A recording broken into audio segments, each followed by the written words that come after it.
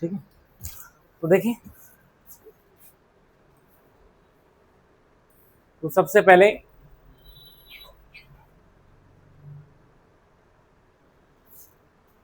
Ecology की definition थी। ठीक है, तुम्हें आ गया, मैं अब स्लाइड से पढ़ा रहा हूं तुम्हें। ठीक है, नोट्स हो गया। तो ecology definition it's the study of interaction between organism and their environment. The terms comes from the Greek oikos, home and logos, study. मेरी बात समझ गई? ठीक है ना, ये हमने देख लिया था। जो हमने देख लिया था हाँ हाँ बोलते रहना, ठीक है, जो नहीं देखा था वो ना ना बोलते रहना। ठीक है, बात समझ गई ना। कंपोनेंट्स ऑफ द एनवायरनमेंट, पर्यावरण के घटक। ठीक है, abiotic component non living includes light, temperature, water, air and soil. These factors determine where and how organisms lives. मेरी बात समझ गई? ठीक है ना, ये है biotic wing. It includes plants, animals, microbes. These interact with each other and with the abiotic components. मेरी बात समझ गई? तो हम ये देख चुके हैं। ठीक है, टाइप्स ऑफ इकोसिस्टम। ठीक है, तो टाइप्स ऑफ इकोसिस्टम में हमने क्या देखा? ठीक है, terrestrial ecosystem, it is a land based ecosystem like forest, grasslands and deserts.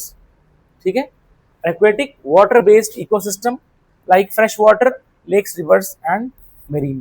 इसमें एक चीज और है, क्या? Brackish water. मेरी बात समझ गई? वो मैं तुम्हें लिखा चुका हूं। Is it clear? हिंदी वाले इसमें तुम्हें मिल जाएगी स्लाइड्स। हाँ, अब देखेंगे, इसको लिखो, इकोलॉजिकल फुटप्रिंट्स। ठीक है, इकोलॉजिकल फुटप्रिंट्स। देखें, जैसे हमारे निशान होते हैं ना, पैरों के निशान है, तो उसका मतलब ह्यूमन ने अपने इस एनवायरनमेंट में क्या क्या निशान छोड़े हैं। मेरी बात समझ गई? ठीक है ना, तो उसको हम क्या बोलेंगे? It is a measure of human demand on earth ecosystem. हमने उसको कितना एक्सप्लॉइट किया है, ये चीज होती है इकोलॉजिकल फुटप्रिंट्स। समझ आ गया? ठीक है, देखिए कायदे से ये होता है, अगर मान लेते हैं कि हम 4 पेड़ जो हैं काट रहे हैं, तो हमें चार पेड़ लगा देने चाहिए। लेकिन अगर हमारा जो है डिफॉरेस्टेशन ज्यादा है, एफॉरेस्टेशन कम है, तो ऑब्वियसली बात है क्या हो जाएगा? वो जो रिसोर्सेज हैं वो धीरे धीरे करके डिप्लीट होती चली जाएगी। मेरी बात तुमको समझ में आ गई? और हम देखेंगे वो जो रिसोर्सेज हैं वो कम होते होते होते होते एक दिन वैनिश हो जाएंगे। मेरी बात समझ गई? ठीक है, नाउ अभी जो है प्रेजेंटली हम देख रहे हैं humanity uses resource as 1.5 times the earth can regenerate. समझ में आ गया? उससे ज्यादा हम क्या कर रहे हैं? एक्सट्रैक्ट कर रहे हैं, जितना जो है अर्थ रीजनरेट कर लेती है।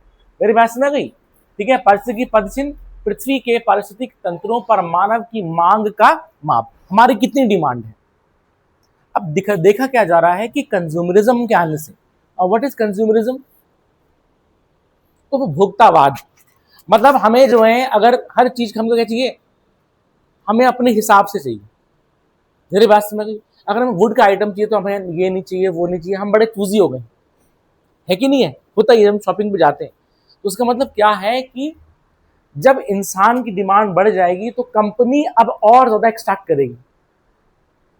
मेरी बात तुमको समझ में आ गई? अच्छा यार, इस बार ऐसी कमी रह गई थी, लोगों की डिमांड ये थी, अब हम ये चीज करेंगे।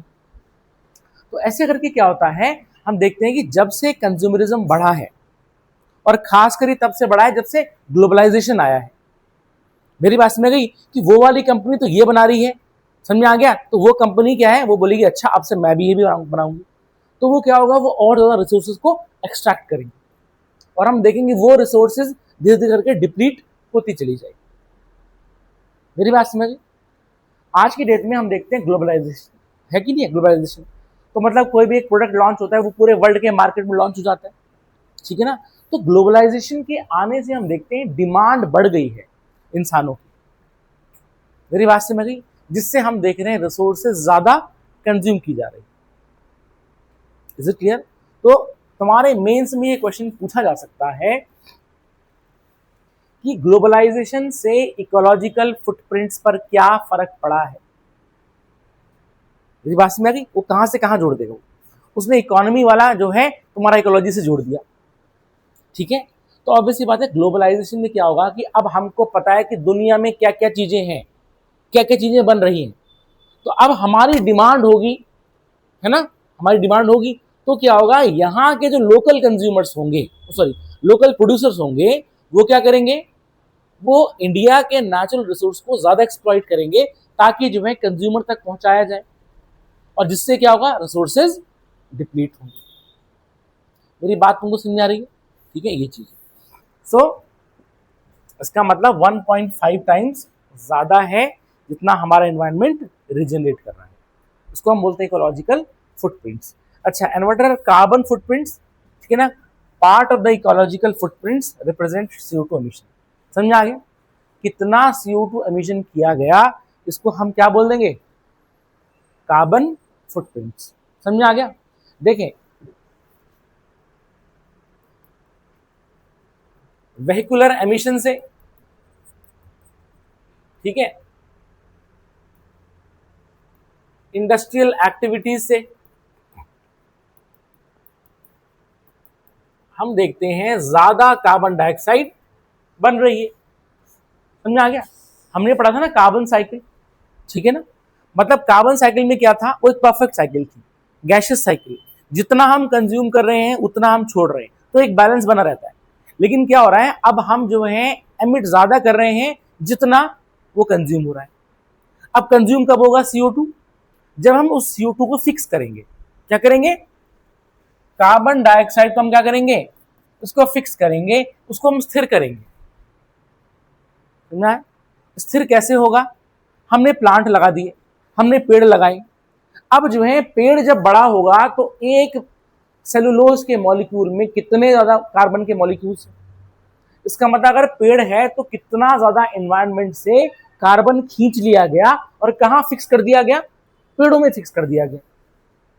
मेरी बात तुमको समझ आ गई? तो एफॉरेस्टेशन से क्या हो रहा है कि एनवायरनमेंट से कार्बन अब्सॉर्ब की जा रही है, और इस एब्जॉर्प्शन को हम बोलते हैं सेक्वेस्ट्रेशन। क्या बोलते हैं? सेक्वेस्ट्रेशन। क्या तुमको कुछ समझ आ रहा है? सेक्वेस्ट्रेशन मतलब होता है एब्जॉर्प्शन। तो अगर हम चाहते हैं कि हमारे एनवायरनमेंट में CO2 कम रहे, और हमें मुझे बताओ फायदा क्या है, CO2 कम रहेगी तो ग्लोबल वार्मिंग कम होगी, ऑब्वियसली बात है। तो हम क्या करें, हम जो है एफॉरेस्टेशन कर दें।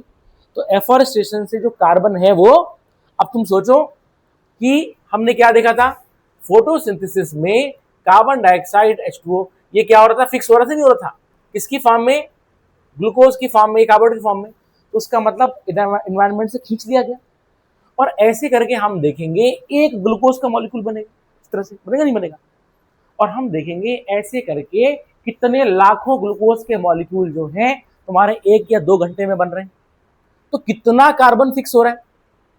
और ऐसे तुम देखोगे पूरे पेड़ पे, समझ में आ गया कितना ज्यादा कार्बन ट्रैप होगा। मेरी बात समझ गई? ठीक है, ये चीज है। Is it clear? साथ में हम क्या देखेंगे, हम ये देखेंगे कि इंसान क्या कर रहा है, डिफॉरेस्टेशन ज्यादा कर रहा है लेकिन एफॉरेस्टेशन कम हो रहा है। अब उस डिफॉरेस्टेशन से जो कार्बन फिक्स था उसको भी वो वहां छोड़ रहा है। मेरी बात समझ गई? हमने क्या कर दिया, हमने जो है पेड़ काट दिए, पेड़ काट करके हमने उसको जला दिया। मेरी बात समझ गई? अपनी इंडस्ट्रीज में हमने यूज कर लिया, उसको जला दिया, तो क्या था, जो कार्बन फिक्स था वो एनवायरनमेंट चला गया, जो एब्जॉर्ब होना था क्योंकि डिफॉरेस्टेशन चल रहा है उतना एब्जॉर्ब नहीं हो पाया। साथ में हमने जो है, ठीक है, पेट्रोल को बर्न कर दिया, डीजल बर्न कर दिया, और ज्यादा कार्बन एमिट होता चला गया। तो मतलब हम देख रहे हैं कार्बन फिक्सेशन कम हो रहा है, समझ आ गया, एमिशन ज्यादा हो रहा है, जिसकी वजह से क्या होगा, CO2 की परसेंटेज एनवायरनमेंट में बढ़ जाएगी। मेरी बात को समझ आ गई? ठीक है, हमने क्या करना था कि चलो जो भी जितना कार्बन ट्रैप था वो रहता, लेकिन हमने क्या कर दिया, डिफॉरेस्टेशन कर दिया, और साथ में जो ट्रैप था वुड की फॉर्म में, कोल की फॉर्म में, क्रूड ऑयल की फॉर्म में, हमने वो भी क्या कर दिया, बर्न कर दिया, और CO2 ज्यादा एमिट कर दी। मेरी बात तुमको समझ आ गई? ठीक है ना? तो सुने, तो कार्बन फुटप्रिंट मतलब part of the ecological footprint representing CO2 emissions. CO2 emission को रिप्रेजेंट कर रहा है कार्बन फुटप्रिंट्स। अब अगर मैं तुमसे पूछूं इंडस्ट्रियल एक्टिविटीज की वजह से कार्बन फुटप्रिंट्स बढ़ रहा है कि घट रहा है? बढ़ रहा है। मेरी बात समझ आ गई? ठीक है, ये चीज है। Is it clear? एक तो हो गया इकोलॉजिकल फुटप्रिंट्स, ह्यूमन की डिमांड इन्वायरमेंट से, मुझे और चाहिए, ठीक है ना, लालची है इंसान, ग्रीड है। मेरी बात समझ गई? तो हम देख रहे हैं कि धीरे धीरे करके जो है ये दोनों चीजें बढ़ती चली जा रही है। समझ आ गया? और कहीं ना कहीं जो है इसके पीछे कंज्यूमरिज्म एंड ग्लोबलाइजेशन रिस्पॉन्सिबल है। समझ आ गया? ग्लोबलाइजेशन क्या होता है? What is globalization? वैश्वीकरण। बताओ भाई, will tell me what is globalization? पूरा वर्ल्ड का मतलब पूरा जो है वर्ल्ड एक मार्केट के रूप में बिहेव करता है। मेरी बात समझ? जैसे कि ग्लोबलाइजेशन से पहले इंडिया में जो बन रहा है हम वही कंज्यूम कर रहे हैं। मेरी बात समझ? अमेरिका में जो बन रहा है हमें उससे मतलब नहीं है, हमें पता ही नहीं ऐसा भी कुछ चीज है। लेकिन ग्लोबलाइजेशन में क्या है, एक पूरा मतलब पूरा वर्ल्ड एक मार्केट जैसे बिहेव कर रहा है। मतलब आज की डेट में हम बैठे बैठे जो है ईबे पे और हम जो है ठीक है अमेजॉन पे कहीं भी कुछ भी मंगा सकते हैं। अब हम देख रहे हैं कि अच्छा अमेरिका में यही होता है, हमने क्लिक कर दिया, हमने वो मंगा दिया। मेरी बात को समझ आ गई? तो क्या हो रहा है कि ऐसे में कंज्यूमरिज्म बढ़ रहा है। हमें जो चीज नहीं पता थी हमें पता चल गई और हमने क्या कर दिया, हमने उसको मंगवा दिया। मेरी बात समझ आ गई? ठीक है। अब क्या होगा कि अब देखो, एक तो ये होता है कि चीजें इंपोर्ट होके आती हैं। क्या होती है? इंपोर्ट होके आती है, ठीक है, विदेश से आती है। लेकिन एक क्या होता है कि जनरली क्या होता है, इंडिया में वो बनेंगी तब आएंगी। अब होता क्या है कि जब हमने क्लिक किया, जब हम देख रहे हैं उस चीज को, तो क्या होता है कि ये देखा जाता है कि कौन सी चीजें इंडियंस डिमांड ज्यादा कर रहे हैं, तो यहाँ के लोकल मार्केट में वो चीजें बननी शुरू होंगी। मेरी बात तुमको समझ आ गई? वो चीजें बननी शुरू होंगी। अब जो चीजें बनेंगी तो इन्वायरमेंट जो रिसोर्सेज हैं उसको ज्यादा कंज्यूम किया जाएगा रादर देन इंपोर्ट करने के। क्योंकि इंपोर्ट करेंगे तो 100 रुपए की चीज तुम्हारी 200 की पड़ जाएगी, लेकिन हम देखेंगे हमको तो भाई डिस्काउंट चाहिए। मेरी बात समझ गई? तो क्या होगा कि यहां पर ध्यान देना, पता चल गया अच्छा ये चीज बन रही है तो कई सारी कंपनी उस चीज को बनाएगी, होड़ लग जाएगी। अब हम देखेंगे कितनी सारी कंपनियां बनाएंगी तो वो सारे सारे रिसोर्सेज को कंज्यूम करेंगी। समझ आ गया? तो रिसोर्सेज कंज्यूम करने की वजह से अब वो कम होने लगेंगी। मेरी बात तुमको समझ आ गई? Is it clear? ठीक है ना? ग्लोबलाइजेशन, कंज्यूमरिज्म भी वही चीज हो गया। मतलब वर्ल्ड का मार्केट अब कंज्यूमर पे डिपेंड करता है। ये नहीं है कि उसने जो बना दिया हमने खरीद लिया ना, हम क्या चाह रहे हैं वो बनाएगा। मेरी बात समझ आ गई? Is it clear? जैसे हमने बाइक ली, ठीक है, हमने कहा यार बाइक ले ली, हमने कहा यार इसमें हम ये मॉडिफिकेशन करवा देते हैं, यहाँ पर ये हैंडल में ये वो लगा देंगे हम, तमाम चीजें ये वो है। अब कंपनी देखेगी क्या, अच्छा ऐसा ऐसी चीज है, तो हाँ अगली बार वो अपना प्रोडक्ट लॉन्च करेगी तो उस चीज को लगा के भेजेगी और प्राइस बढ़ा देगी। मतलब 2.5 लाख की बाइक थी और तुम कंपनी को पता चल गया ये मॉडिफाई करा रहे हैं, तो कंपनी बोलेगी 3.5 लाख रुपए की हमसे ले जाओ, प्राइस बढ़ा दिए और वो सारे मॉडिफिकेशन यहीं चले गए। तो क्या हो रहा है कि कंज्यूमर की डिमांड के हिसाब से मार्केट है, नॉट बिकॉज उन्होंने जो बना दिया। मेरी बात समझ गई? मेरा मन कर रहा है मैं समोसा खाऊं, नहीं कर रहा है तो मैं नहीं खाऊंगा, मैं जलेबी खाऊंगा, उस हिसाब से वो बनाएगा। ये नहीं कि जो मिल गया खा लो, ठूस लो मुंह में अपने, तुम्हारी ऐसी की तैसी। मेरी बात समझ गई? आज वर्ल्ड का मार्केट कंज्यूमर ओरिएंटेड है and this is known as consumerism. मेरी बात तुमको समझ आ गई? ठीक है, ये चीज। सो हम देखते हैं कि कंज्यूमरिज्म के बढ़े, अच्छा कंज्यूमरिज्म बढ़ा क्यों? ग्लोबलाइजेशन हो गया, हमको पता है यार अच्छा विदेशों में ऐसा भी हो रहा है तो भैया हम भी यही खरीदेंगे। तो ऐसे में हम देखेंगे डिप्लीट हो रहा है। समझ आ गया? और अगर वो होगा तो इकोलॉजिकल फुटप्रिंट्स भी बढ़ेगा और कार्बन फुटप्रिंट्स बढ़ेगा। सिंपल सी बात है। Is it clear? समझ आ गया? जितनी भी इंडस्ट्रियल एक्टिविटी है उसमें कार्बन एमिशन हो रहा है। अब सपोज गर्मी हो गई, ठीक है, बगल वाले के रूम में एसी है, हमारे घर में एसी क्यों नहीं है? अगर मान लेते इंडिया में किसी के पास एसी नहीं होता तो होता है हाँ तो नहीं है तो नहीं है, किसी के पास नहीं। अब क्या है, अगल बगल अगर सबके घर में एसी। अब क्या है, हजारों कंपनियां हैं, एसी बनाने वाली। अब क्या करोगे तुम, एसी लोगे। अब तुमने एसी लगा दिया तो ध्यान देना कार्बन एमिशन बढ़ जाएगा। मुझे बताओ क्यों बढ़ेगा? एसी लगाने से कार्बन एमिशन क्यों बढ़ रहा है? तुम तो यहाँ ठंडी हवा खा रहे हो, लेकिन वहां ध्यान देना एनवायरनमेंट गर्म हो रहा है, बिकॉज कार्बन एमिशन बढ़ रहा है। क्यों? वो नहीं, विदाउट सीएफसी भी आ रहे हैं हम, विदाउट सीएफसी भी आ रहे हैं तो मोस्टली। ठीक है, कार्बन एमिशन है। बाकी जैसे कि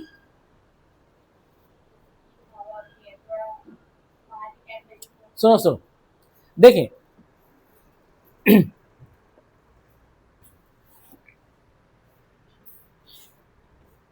रखें चेंज। ठीक है, अब सुने, जैसे मान लेते हैं एक एसी है, ठीक है, ये एसी है, ठीक, एसी। पहले हमारा चल रहा है पंखा, ठीक है, फैन चला नहीं, चला हमारा इस तरह से फैन चल रहा है, ऊपर लगा दिया हमने, फैन चल रहा है ना। फैन कितना इलेक्ट्रिसिटी कंज्यूम कर रहा था? कम कर रहा था, फॉर एग्जाम्पल, ठीक है ना। मान लेते हैं पूरे जो है महीने भर इस पंखे ने तुम्हारा जो है 30 यूनिट्स ऑफ इलेक्ट्रिसिटी कंज्यूम किया, 30 इलेक्ट्रिसिटी कंज्यूम किया, ठीक है ना। अब क्या है, एसी क्या करेगा, वो तुम्हारा जो है एक आवर में तुम्हारा 1 यूनिट कंज्यूम कर रहा है। अगर वो 1 टन का एसी है तो समझ आ गया, ठीक है। 2 टन का होगा तो 2 यूनिट 1 घंटे में। पंखा कितना कर रहा था? 1 महीने में कितना? हाँ, मतलब जो है तुम्हारा ये, ठीक है। और यहां पर 2 यूनिट 1 घंटे में कंज्यूम हो गया अगर 2 टन का है। Is it clear? अब कम से कम हम देखेंगे हमारा एसी अगर 5 घंटे भी चलता है, अब तुम सोचो, समझ में आ गया?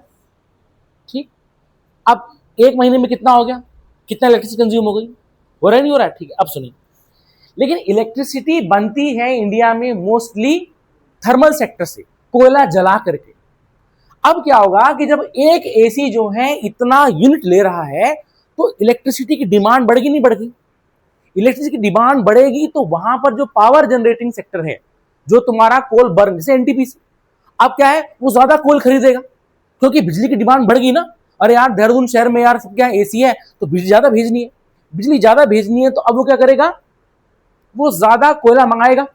ज्यादा कोयला मंगाएगा तो ज्यादा माइनिंग होगी, समझ आ गया? ज्यादा माइनिंग होगी। अब क्या होगा कि इस कोयले को बर्न करके, बर्न होगा, CO2 एमिट होगा, समझ आ गया? बिजली बनेगी तो हमारे यहां बिजली पहुंचेगी। इसका मतलब क्या हो रहा है, यहां पर हम देख रहे हैं कि ये CO2 एमिट कर रहा है नहीं कर रहा है? कर रहा है। मेरी बात को समझ आ गया?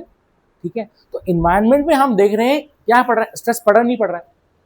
और इंडिया में मोस्टली 60% से ज्यादा बिजली किससे आती है? कोल से आती है, समझ आ गया? हाइडल से कम है, सोलर से तो खैर नाम मात्र। मेरी बात समझ गई?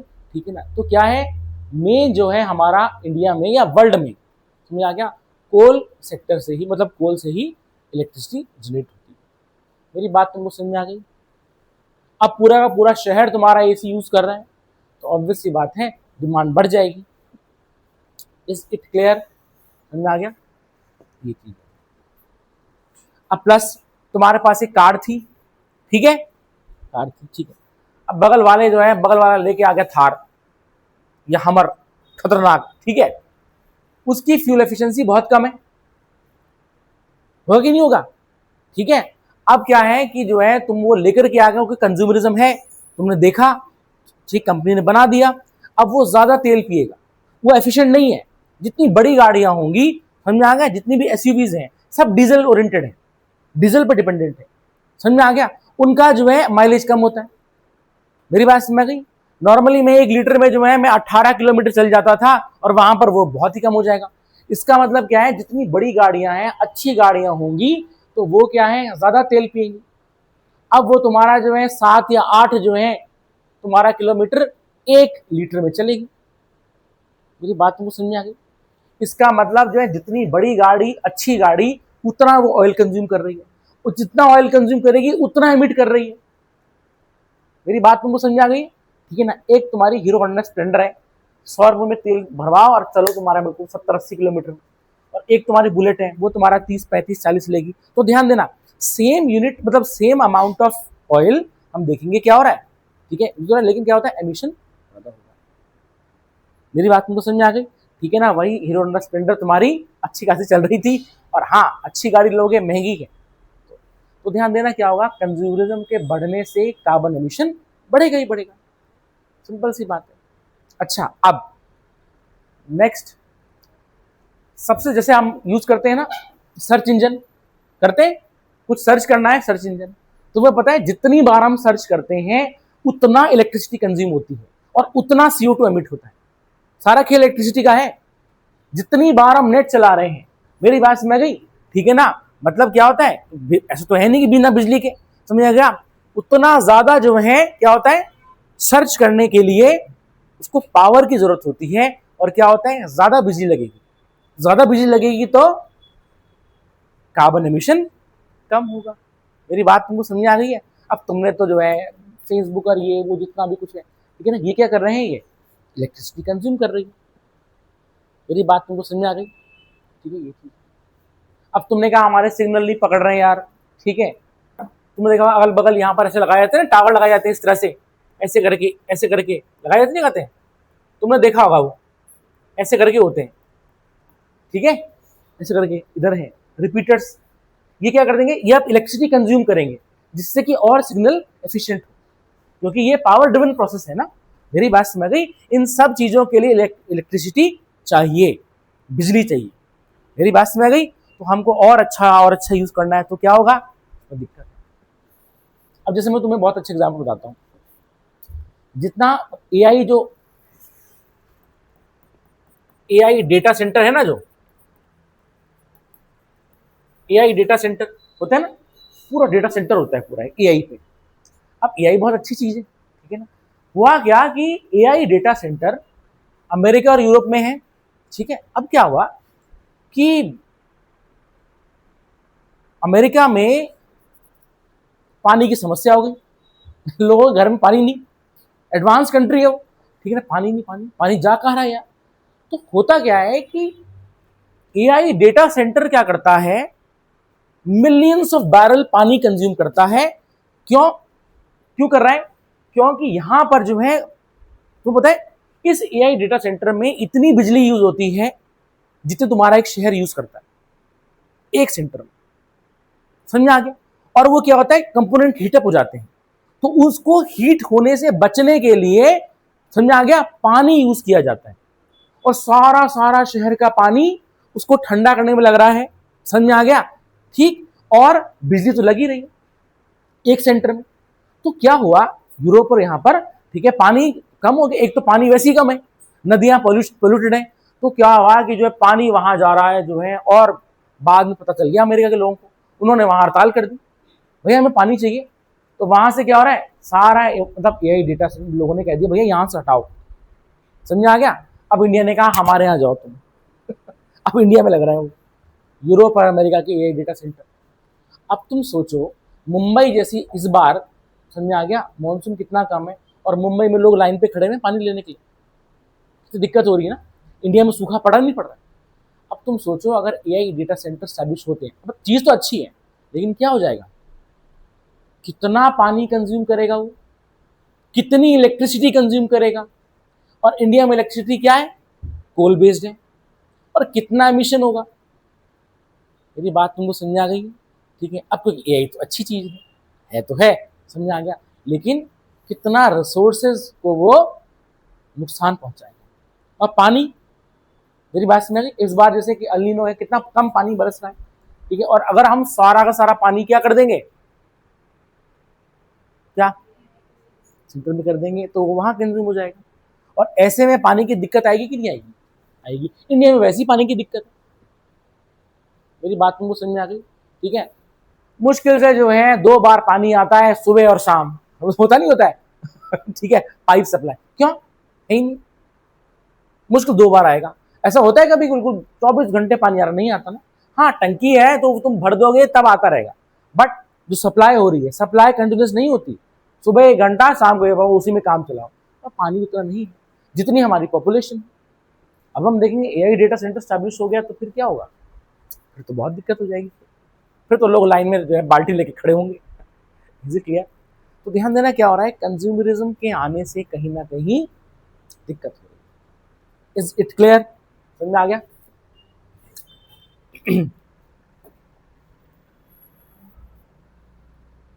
कहाँ पढ़ते हम? नहीं पढ़ते ना? है हम वापस कैसे जाएंगे? मैं भूल गया मतलब। ठीक है, नहीं नहीं, ठीक, किसमें कैसे जाएंगे हम इसमें?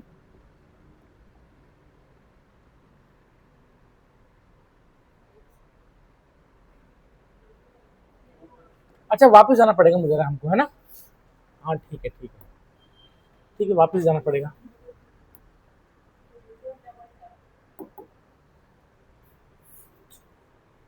हाँ भाई ठीक है। डबल टैप कर रहे हैं हम। ठीक है, have understood ecological footprints and carbon footprints. Okay, ठीक है। Next, niche.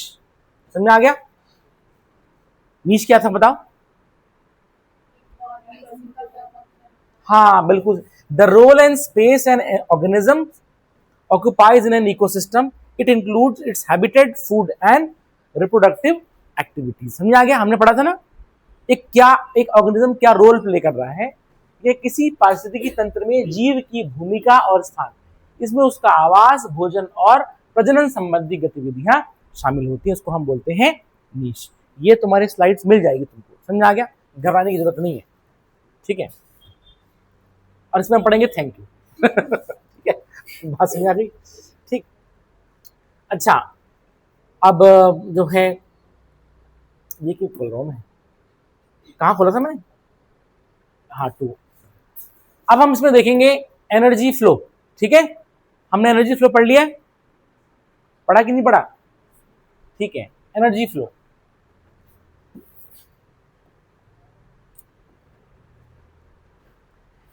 The transfer of energy from producer to top consumer in a unidirectional manner. What is unidirectional? Uni मतलब in one direction only. Okay, एक ही दिशा में जो है उसको हम बोलते हैं energy flow. All living organisms requires energy to perform biological functions such as growth, movement, reproduction and maintenance. This energy is ultimately derived from the sun. ये कहां से आ रही है? अल्टीमेटली सन से आ रही है। मेरी बात तुमको समझ आ गई? क्यों आ रही है सन से, मतलब कैसे आ रही है? प्लांट, वो एनर्जी प्लांट्स में आई। अच्छा, वो एनर्जी, उस एनर्जी को हम क्या बोलेंगे? उस एनर्जी को क्या बोलेंगे? सन से आ रही है सोलर एनर्जी, क्या बोलेंगे? और प्लांट में वो किस में कन्वर्ट हो रही है? केमिकल एनर्जी में कन्वर्ट हो रही है। और फूड चेन में वो केमिकल एनर्जी पे ही ट्रांसफर हो रही है।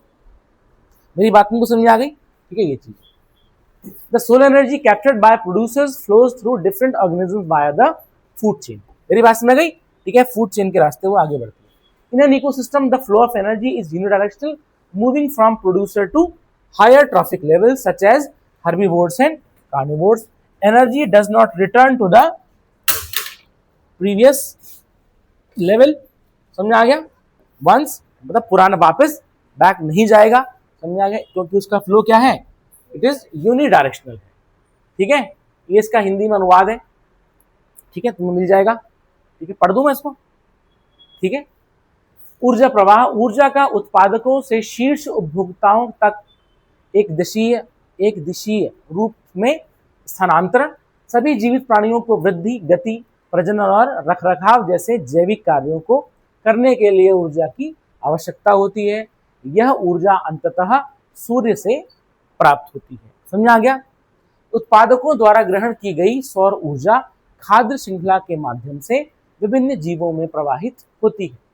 किसी पारिस्थितिकी तंत्र में ऊर्जा का प्रवाह एक दिशीय होता है, तो उत्पादकों से शाकाहारी और मांसाहारी जैसे उच्च पोषण स्तर, मतलब हाई एनर्जी लेवल पे, समझ आ गया? ठीक है, की ओर बढ़ता है।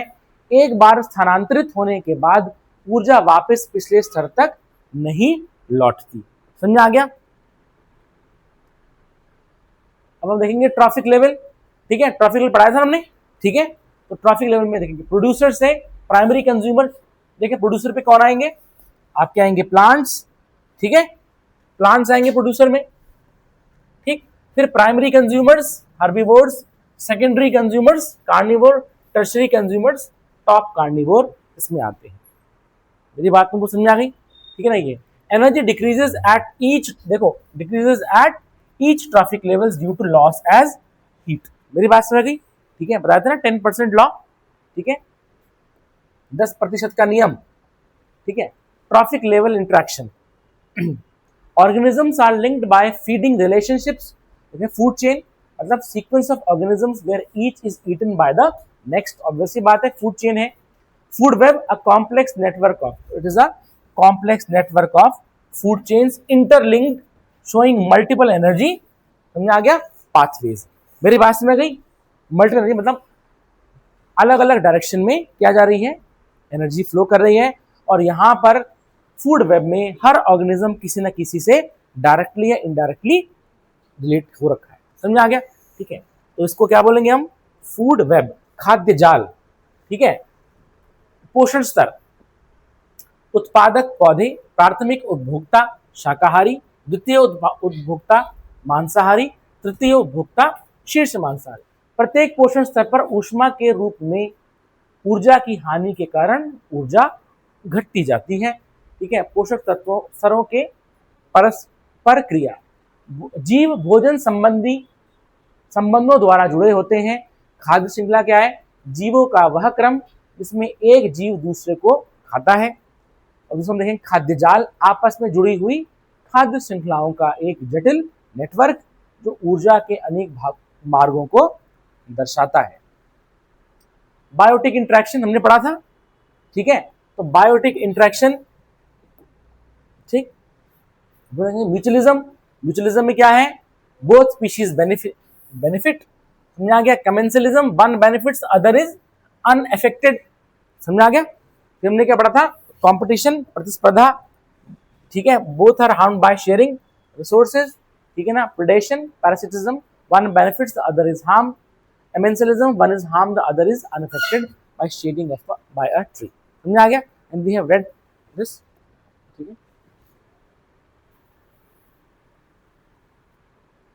जैविक अंतःक्रियाएं, सहजीवन, सहभोजिता, प्रतिस्पर्धा, परभक्षण, ठीक है। एसेमिल, हाँ क्या लिखा?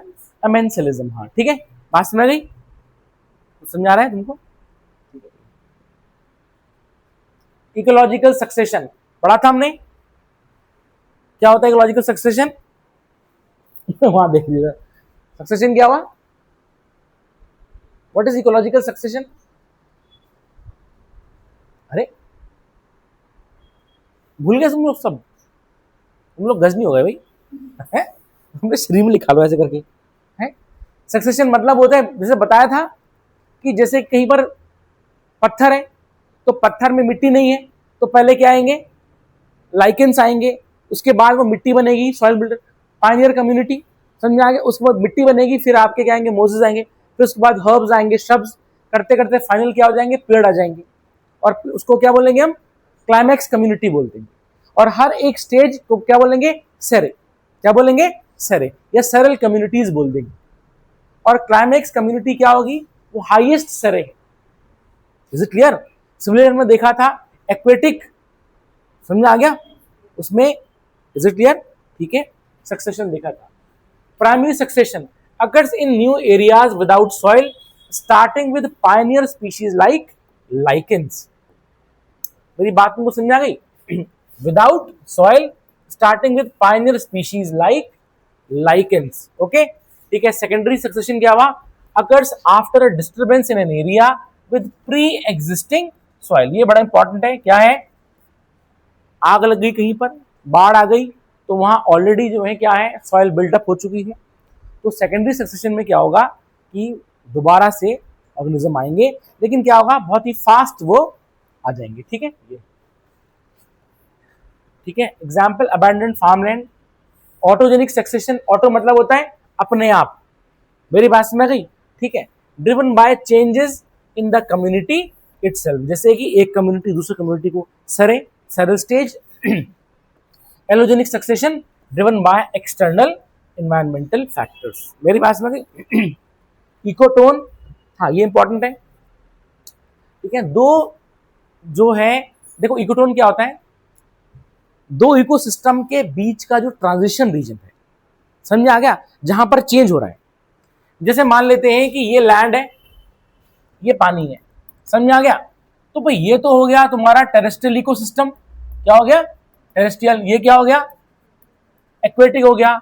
अब इन दोनों के बीच में जो ये वाला एरिया है, यहां पर पानी भी है, तुम्हारा जमीन भी है, तो ये ट्रांजिशन मतलब बदल रहा है, टेरेस्ट्रियल एक्वेटिक बन रहा है या एक्वेटिक टेरेस्ट्रियल बन रहा है, उस चीज को हम बोलेंगे क्या, इकोटोन्स। ट्रांजिशनल जोन, ट्रांजिशन का मतलब होता है संक्रमण, बदलाव, समझ आ गया, between the different ecosystem where species from both ecosystem interact.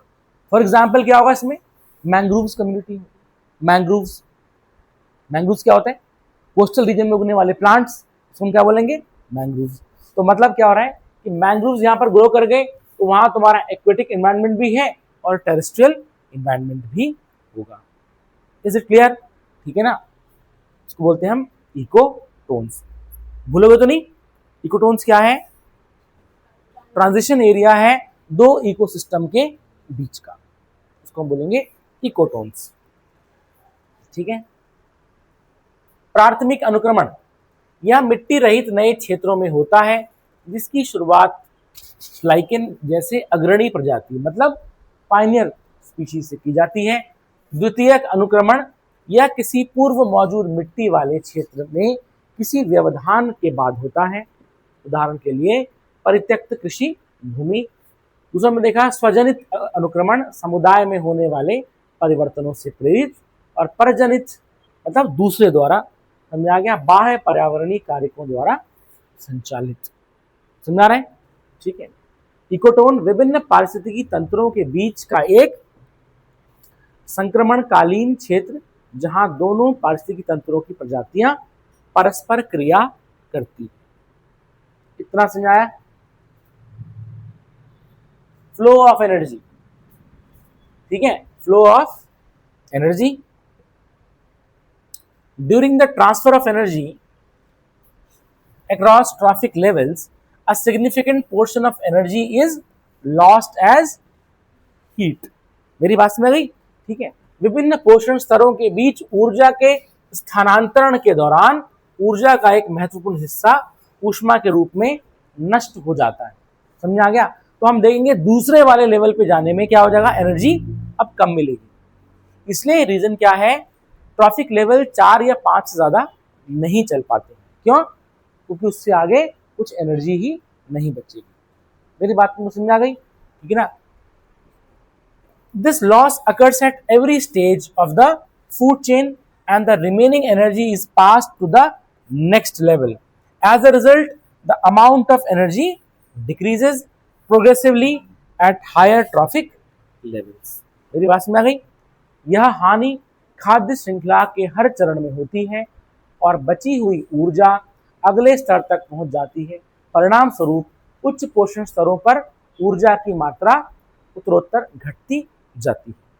तो this is the flow of energy. Is it clear, समझ आ गया। एनर्जी पिरामिड, ठीक है, based on the role in the food chain organism classified in 3 different ways, ठीक है। पहला क्या है, producers. Producers are autotrophs that synthesizes their own food. They form the base of the energy pyramid. पढ़ा था ना, एनर्जी पिरामिड का base वही बनाते हैं। फोटोट्रॉफ्स क्या होते हैं, these include green plants that performs photosynthesis during sunlight, ठीक है ना। सुनो, फोटोट्रॉफ्स मतलब, फोटो मतलब होता है लाइट, फोटो का मतलब क्या होता है, इसको नोट कर लेंगे, इसका मतलब होता है light.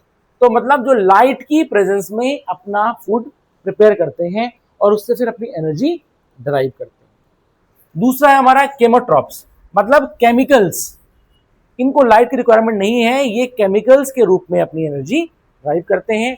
These are certain bacteria that derive energy by oxidizing simple organic compounds through chemical processes. मेरी बात को समझ में आ गई, ठीक है ना। ये चीजें तो केमोट्रॉफ्स में कौन आएंगे, बैक्टीरिया आते हैं, क्या आते हैं? सुनिए, जैसे तुमने सुना होगा, हम बोलते हैं ना एरोबिक बैक्टीरिया और anaerobic bacteria. Anaerobic का मतलब ऑक्सीजन की रिक्वायरमेंट नहीं है, तो बिना ऑक्सीजन के वो सर्वाइव कर जाते हैं। मेरी बात समझ आ गई? एक होता है एरोबिक, मतलब इसको ऑक्सीजन की रिक्वायरमेंट है, ठीक है, ये चीज। फॉर एग्जाम्पल, जैसे जो हमारा पैक्ड फूड होता है ना, पैक्ड फूड, फूड पैक होता है, ठीक है, उसमें एक एक्सपायरी लिखी होती है। एक्सपायरी तक वो फूड क्या रहेगा? ठीक रहेगा। उसके बाद, क्योंकि ध्यान देना उसमें हवा नहीं है, ऑक्सीजन नहीं है, तो उसमें एनएरोबिक बैक्टीरिया डेवलप हो जाएंगे तुम्हारे। मेरी बात तुमको समझ में आ गई? Is it clear? ठीक है, एनएरोबिक बैक्टीरिया वो डेवलप हो जाएगा, और हम देखेंगे क्या हो जाएगा अगर हम उसको कंज्यूम किया, तो वो बैक्टीरिया हमारे अंदर जाएगा, और हम देखते हैं फूड क्या होता है, फूड पॉइजनिंग हो जाती है, ठीक है ना। तो पैक्ड फूड क्या होता है कि वो तुम्हारा प्रिजर्व रहने के लिए होता है, बट हाँ, जब तक उसकी एक्सपायरी है तब तक है। हाँ, क्योंकि ध्यान देना, धीरे धीरे करके वो जो गैसेस की कंसंट्रेशन में फर्क आता है। मेरी बात समझ में, ठीक है, पहले भी उसमें गैसेस नहीं थी, लेकिन जो गैसेस थी, समझा गया, उस क्लाइमेटिक कंडीशन, वो क्लाइमेटिक कंडीशन कुछ ड्यूरेशन तक वैलिड रहती, और वो जो हर बैक्टीरिया का अपना होता है, ठीक है ना, तो उस ड्यूरेशन तक वो वैलिड रहेगी, तब तक तो ठीक है। लेकिन उसके बाद क्या हो जाएगा कि वो जो हमने इन्वायरमेंटल कंडीशन दी थी वो अब टूटने लगेगी, क्योंकि अब समय बढ़ रहा है, वो फूड भी अब क्या होगा, डिजनरेट होना शुरू हो जाएगी। मेरी बात को समझ आ गई? बैक्टीरियल एक्टिविटी उसमें बढ़ने लगी। मेरी बात को समझ आ गई? तो कुछ क्या होते हैं बैक्टीरिया एनारोबिक होते हैं। मेरी बात को समझ आ गई? ठीक है, देखें, producers also includes green plants, blue green algae. अच्छा, ब्लू ग्रीन एल्गी बेसिकली क्या है? बैक्टीरिया ही होते हैं। क्या होते हैं? हाँ, मतलब बैक्टीरिया में आते हैं वो। Is it clear? ठीक है, ये and phytoplanktons, all of which contains chlorophyll and play a vital role in energy fixation. समझे आगे? एनर्जी को फिक्स कर रहे हैं। क्लोरोफिल का काम क्या होता है? वो सनलाइट को ट्रैप करता है। समझ आ गया? ठीक है, तो traps the solar energy. Consumers are heterotrophs, ठीक है, that depends on producers or other organism for food. They are classified into herbivores, plant eating, carnivores, meat eating, omnivore, जो कि plants और क्या है, एनिमल्स दोनों को कंज्यूम। हम क्या है? हम क्या है? ओमनिवोर है, ठीक है। पिग क्या है? ओमनिवोर, सब खा लेता है। क्रो क्या है? ओमनिवोर। बर्ड्स मोस्टली ओमनिवोर होती है, समझा? दाना भी खा लेंगी और वो इंसेक्ट्स भी कंज्यूम करती है। ओमनिवोर होने के जो है, ओमनिवोर होने का फायदा ये है कि सर्वाइवल के चांस बढ़ जाएंगे। अगर शेर को मांस नहीं मिला तो वो मर जाएगा, गाय और घास नहीं मिली तो मर जाएगी। लेकिन ओमनिवोर में अब ऑल्टरनेटिव्स हैं, ये नहीं मिला तो ये नहीं मिला तो ये। तो हम देखेंगे एवोल्यूशन में ओमनिवोर जो है ऑर्गेनिज्म के चांसेस बढ़ा देता है जिंदा रहने के और अपनी स्पीशीज को आगे बढ़ाने के। मेरी बात तुमको समझ आ गई है? हम दोनों खा सकते हैं, ठीक है, ये चीज। Consumers occupy different traffic levels in the food chain. Okay, ये हो गया। ऊर्जा पिरामिड, खाद्य श्रृंखला में उनकी भूमिका के आधार पर जीवों को 3 मुख्य समूहों में वर्गीकृत किया गया है। पहला है उत्पादक। उत्पादक स्वपोषी होते हैं जो अपना भोजन स्वयं संश्लेषित करते हैं, वे ऊर्जा पिरामिड का आधार बनते हैं। इसमें क्या है? पहला प्रकाशपोषी, इसमें हरे पौधे शामिल होते हैं जो सूर्य के प्रकाश का उपयोग करके प्रकाश संश्लेषण करते हैं, मतलब फोटोसिंथेसिस करते हैं। रसायन पोषी, ये कुछ जीवाणु होते हैं जो रासायनिक प्रक्रिया द्वारा सरल कार्बनिक यौगिकों के ऑक्सीकरण से ऊर्जा प्राप्त करते हैं। समझ आ गया?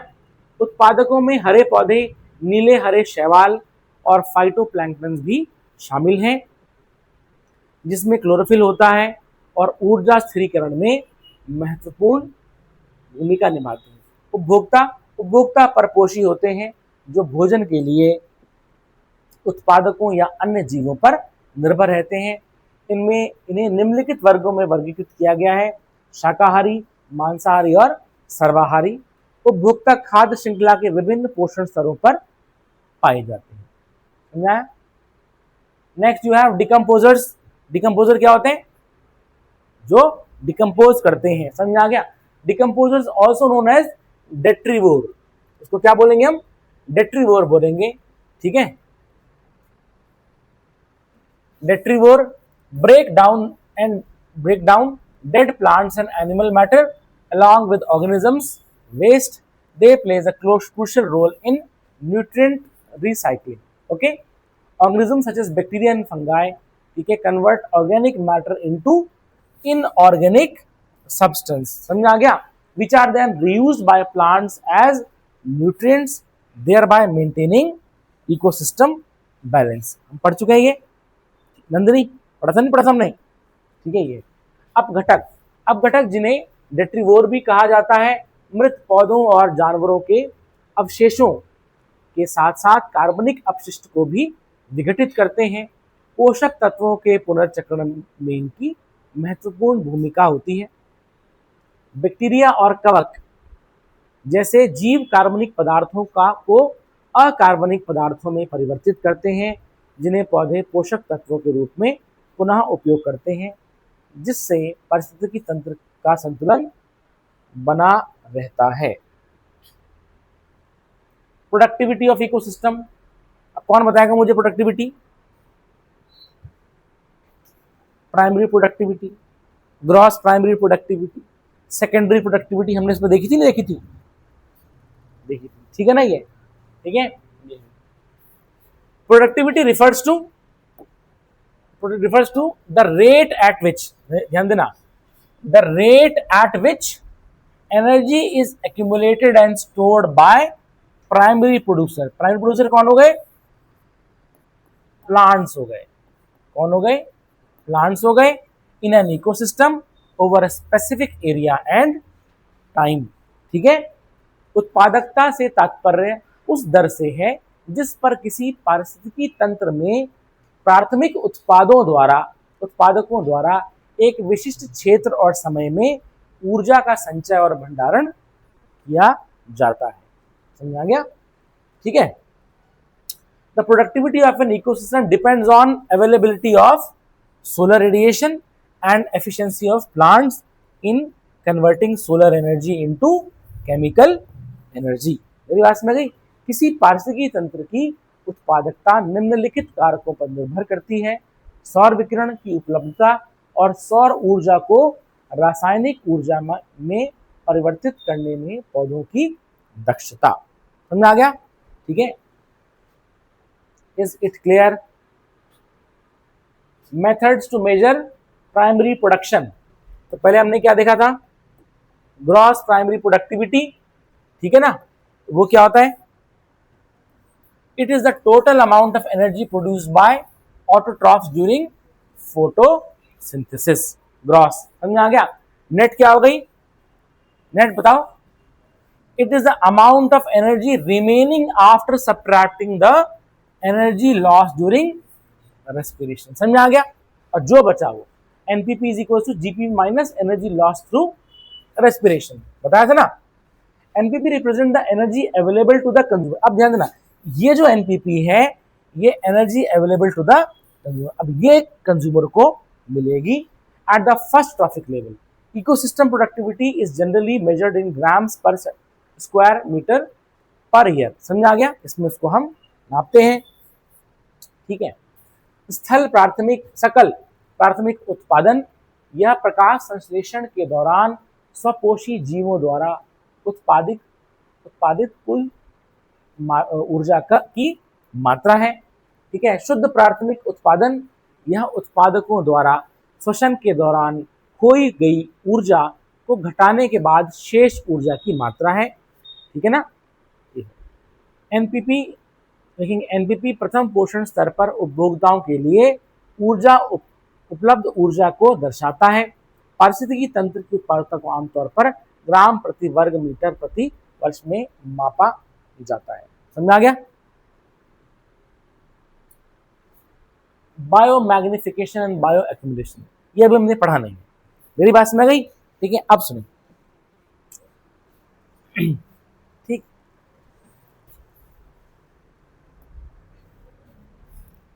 तो लिखेंगे टॉपिक इस पे, बायो एक्यूमुलेशन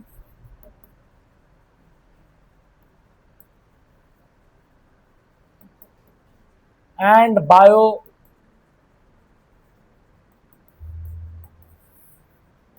मैग्निफिकेशन। ठीक है, देखें अब उसको, देखें गौर से। अब क्या होता है, पॉल्यूशन हुआ, ठीक है, पॉल्यूशन होता है। अच्छा, what is pollution? What is pollution?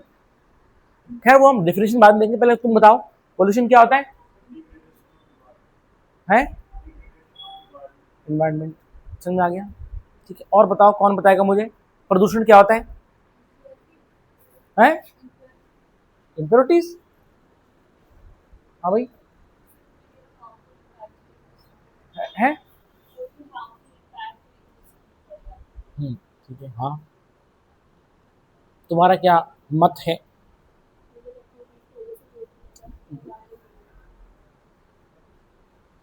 बताओ भाई, व्हाट इज पॉल्यूशन? परिधि, पी से परिधि, पी से पॉल्यूशन। बताओ भाई।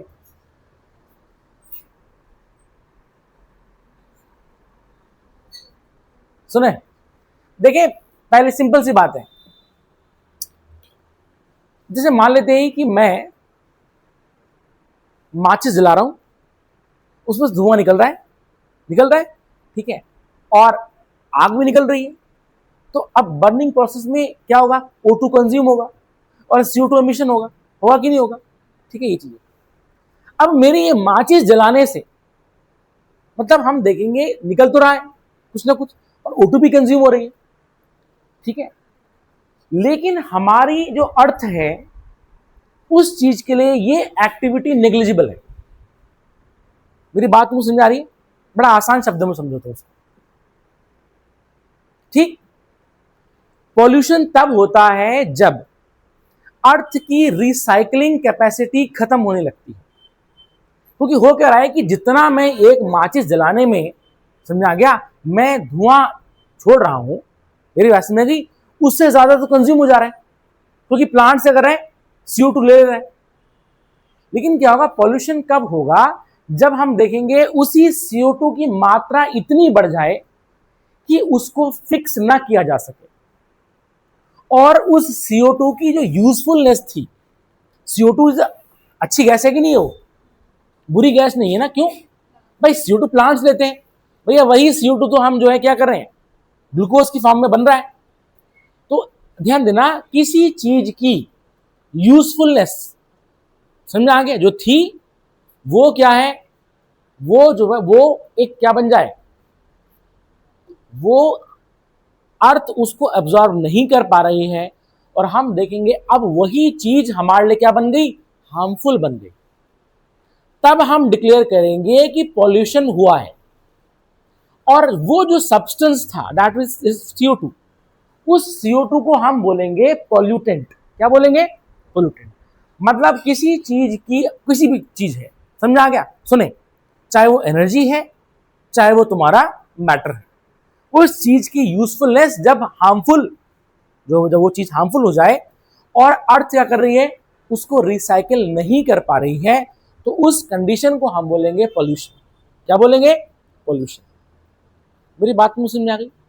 ठीक है, तो CO2 तो है एनवायरमेंट में, SO2 भी है, नाइट्रोजन डाइऑक्साइड भी है, लेकिन ध्यान देना, जब इनकी कंसंट्रेशन इतनी बढ़ जाए कि ये चीज क्या है, ये हार्मफुल बन जाए, टॉक्सिक बन जाए, तो हम बोलेंगे क्या है, उस चीज को हम बोलेंगे पॉल्यूशन। तो पॉल्यूशन हम देखेंगे एक लेवल के बाद उसको हम, उस एक्टिविटी को हम पॉल्यूशन कह देते हैं। अब जब हम सांस लेते हैं तो हम O2 लेते हैं, सांस छोड़ते हैं तो CO2 आता है, तो हमने भी तो CO2 छोड़ दिया ना, एनिमल्स भी तो CO2 छोड़ रहा है ना, और अगर हम जो कागज जला रहे हैं तो भी तो CO2 आ रहा है। लेकिन ध्यान देना, यहां पर हम देखेंगे कि CO2 जो है उतना हार्मफुल नहीं है। कब कब तक? जब तक कि इन्वायरमेंट में वो बहुत ही ज्यादा लेवल पे ना बढ़ जाए। समझ आ गया? और उसकी जो है जो एफिशिएंसी थी, समझ आ गया, वो खत्म हो जाए और वो एक हार्मफुल सब्सटेंस बन जाए। समझ आ गया? किसी चीज का जो है अति होना, समझ आ गया, वो हार्मफुल हो जाएगा और उसी चीज को हम क्या बोल देंगे? पॉल्यूटेंट कह देंगे। पक्का? क्या बोल देंगे? पॉल्यूटेंट कह देंगे। Is it clear? इसमें कोई शक? अब हम बोल रहे हैं पॉल्यूशन क्यों हो रहा है? क्योंकि CO2 जो छोड़ी जा रही थी वो वापस नहीं एब्जॉर्ब हो रही है और साथ में एक्स्ट्रा CO2 छोड़ी जा रही है। कोल एमिशन, पेट्रोल एमिशन, मतलब पेट्रोल बर्निंग से हो रहा है। क्या तुम्हें मेरी बात समझ आ गई? तो पहले तुम्हें ये समझना होगा कि पॉल्यूशन है क्या। मेरी बात समझ आ गई? और पॉल्यूटेंट हम कब बोल रहे हैं? Is it clear? तो कोई भी चीज पॉल्यूटेंट हो सकती है। समझ आ गया? पहले वो अच्छी थी, बाद में बुरी हो गई। समझा? और बुरी क्यों हुई?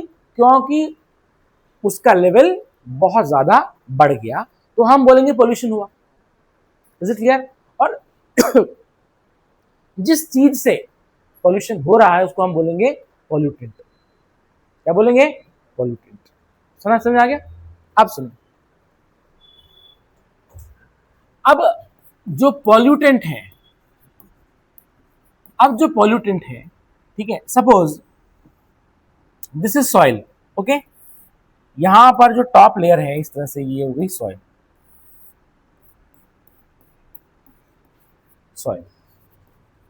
ठीक है, अब सॉइल में तुम्हारे जो है, सॉइल में तुम्हारे उग रहे हैं प्लांट्स। ठीक है, प्लांट्स उग रहे नहीं उग रहे? ऐसे करके उग रहे हैं प्लांट्स उग रहे हैं। ठीक, अब सुनिए, अब इस सॉइल में प्लांट्स उगे और मान लेते हैं कि इस सॉइल में, ठीक है, पॉल्यूटेंट्स आ रहे हैं। अब क्या आ रहे हैं? पॉल्यूटेंट्स। समझ आ गया? ये जो मैं दिखा रहा हूं ये हो गए क्या? पॉल्यूटेंट्स। Is it clear? अब ये पॉल्यूटेंट कहां से आए? हमने जो फर्टिलाइजर डाला फॉर एग्जाम्पल, ठीक है, ताकि हमारे पौधे अच्छे हों। लेकिन क्या हो रहा है कि पौधों ने जितना यूज करना था किया, बाकी जो है वही छोड़ दिया। अब धीरे धीरे करके उसी फर्टिलाइजर के कुछ कंपोनेंट्स ऐसे होंगे जिनकी कंसंट्रेशन यहां बढ़ने लगेगी। समझ आ गया? और हम देखेंगे अब वो क्या बन गए? पॉल्यूटेंट बन गए। क्या बन गए? पॉल्यूटेंट बन गए। मेरी बात तुमको समझ में आ रही है? ठीक है, या सपोज करो तुमने थर्मामीटर लिया मरकरी वाला, तो जब तक तो ठीक रहा, खराब हो गया, फेंक दिया। फेंका तो मरकरी टूटा, मतलब मरकरी जो ग्लास टूटा, कांच टूटने के बाद यहां पर तुम्हारा मरकरी बढ़ने लग गया। सपोज करो तुम्हारी मरकरी की कंसंट्रेशन बढ़ने लग गई। या पहले चलती थी, वो होती थी ट्यूबलाइट। ट्यूबलाइट क्या होती थी? ट्यूबलाइट, जिसको हम क्या बोलते थे? CFL बोलते थे, कॉम्पैक्ट फ्लोरोसेंट लैंप। समझ आ गया? तुमने देखी होगी, व्हाइट रंग की होती थी वो, ठीक है ना। वो बेसिकली क्या था, अंदर उसमें मर्करी के सॉल्ट की कोटिंग होती थी। समझ आ गया? तो जब इलेक्ट्रिसिटी पास करते थे तो वो जो है ये इलेक्ट्रॉन टकराते थे उससे, मर्करी के सॉल्ट से, और वो ग्लो करते थे। एकदम व्हाइट रंग का ग्लो आता था, उससे आता था। मेरी बात, ये तो जो एलईडी हो गया ना, इसमें तो मतलब ही नहीं है उसका। तो ये तो एलईडी है, एमिटिंग डायोड है, ये तो डायोड है। बट वो तुम देखा कांच वाली आती थी पहले, व्हाइट वाली आती थी जो। अभी तुम देखना कई जगह CFL बल्ब है तुम्हारे। समझ में आ गया? तुम देखना वो लोग ऐसे मारते थे ट्यूबलाइट में, भट्ट फूटती थी इस तरह से, वो कई लोगों को मजा भी आता था। ठीक है, तो क्या था कि वो ट्यूबलाइट जब टूटी, उससे जो सॉल्ट है, मरकरी के सॉल्ट यहां पर बढ़ते रहे। ठीक है, अब सुनो, मरकरी वैसे हमारी बॉडी के लिए बहुत ही माइन्यूट क्वांटिटी में अच्छा भी होता है, लेकिन मैंने तुम्हें बताया ना, जब कोई चीज एक्सेसिव हो जाए तो वो पॉल्यूटेंट बन जाती है। प्लस हमारी इंडस्ट्रीज जो है, उन्होंने अपने जितना भी एफ्लुएंट्स हैं वो मिट्टी में डंप कर दिए और मिट्टी में क्या हुए, हमारे जो है कई सारे केमिकल्स की कंसेंट्रेशन बढ़ती रही। समझ आ गया? फॉर एग्जाम्पल जैसे हम बोलेंगे आर्सेनिक, क्या बोलेंगे, आर्सेनिक बोलेंगे, ठीक है, क्रोमियम, मैग्नीशियम एक्सेट्रा। ठीक, वैसे तो ये नेचर में पाए जाते हैं, लेकिन इतना ज्यादा जो है ये इस मिट्टी में आ गए। अब क्या होगा कि प्लांट्स ना चाहते हुए भी इन इन चीजों को अब्जॉर्ब कर लेगा। मेरी बात समझ गई? और मैं तुम्हें ये बता रहा हूं, अब मतलब ये जो पॉल्यूटेंट्स थे ये इस पौधे में आ गए। ठीक है, अब क्या होगा कि इस प्लांट्स को कंज्यूम किया, सपोज करो तुम्हारा जो है गोट ने, और इस गोट को कंज्यूम किया ह्यूमन ने। मेरी बात समझ गई? तो सुने, तो ये तो प्रोड्यूसर है, तो हम देखेंगे यहां से अब वो कहां ट्रांसफर हो रहे हैं, गोट में आ रहे हैं। समझ आ गया? सारा पॉल्यूटेंट कहां आ रहा है, मिट्टी से यहां से गोट में, और गोट से हम में आ रहा है। पक्का? अब सुन, बायो एक्यूमुलेशन का मतलब है हार्मफुल पॉल्यूटेंट्स, ठीक है ना, तुम्हारे प्लांट्स में किस तरह से आते हैं, समझ आ गया, उसको हम बोलते हैं क्या, बायो एक्यूमुलेशन। मेरी बात समझ गई? तभी तो हम बोलते हैं कि एक्सेसिव फर्टिलाइजर से क्या हो रहा है, प्लांट्स जो हैं वो पॉल्यूटेंट्स आ रहे हैं। अब हमने सपोज करो हमने डायरेक्टली यहां पर गेहूं खाए, तो ऑब्वियसली बात है वो सारे पॉल्यूटेंट कहां गए, हम में आ गए। मेरी बात समझ गई? तुमने देखा हो जैसे हम बोलते हैं ना पेस्टिसाइड्स यूज नहीं करना है, या कई प्रोडक्ट्स पेस्टिसाइड्स, है ना, इंडिया में क्या होता है पेस्टिसाइड यूज होते हैं, हमने यहां पर पेस्टिसाइड छिड़क दिया ताकि कीड़े उड़े सब मर गए। अब हमने यहां पर इस फसल को कंज्यूम किया तो वो सारे पेस्टिसाइड्स हमारे अंदर आ गए। तो हम देखेंगे कि प्रोड्यूसर में, समझ आ गया, किस तरह से जो पॉल्यूटेंट्स हैं वो आ रहे हैं, उसको हम बोलेंगे बायो एक्यूमुलेशन, इकट्ठा हो रहे हैं। मेरी बात तुमको समझ आ गई? इसमें कोई दिक्कत? ठीक, ये चीज है। अभी तुमने देखा होगा कई मसाले इंडिया से, जैसे कि एमडीएच और तुम्हारे, ठीक है, एवरेस्ट थे, उसमें पाया गया क्या, इसमें तो पेस्टिसाइड्स हैं, इथाइलिन ऑक्साइड पाया गया उस पर। ये क्यों? वो तो दोनों डाले होंगे, छिड़के होंगे उस पर। अब वो क्या है, जब उसके मसाले बने तो उसमें आ गए। मेरी बात समझ गई? तो इसका मतलब वो तो ह्यूमन के लिए सेफ नहीं है। अब हम देखेंगे कि इसमें क्या होगा, इसको क्या बोलेंगे हम, bio accumulation. Is it clear?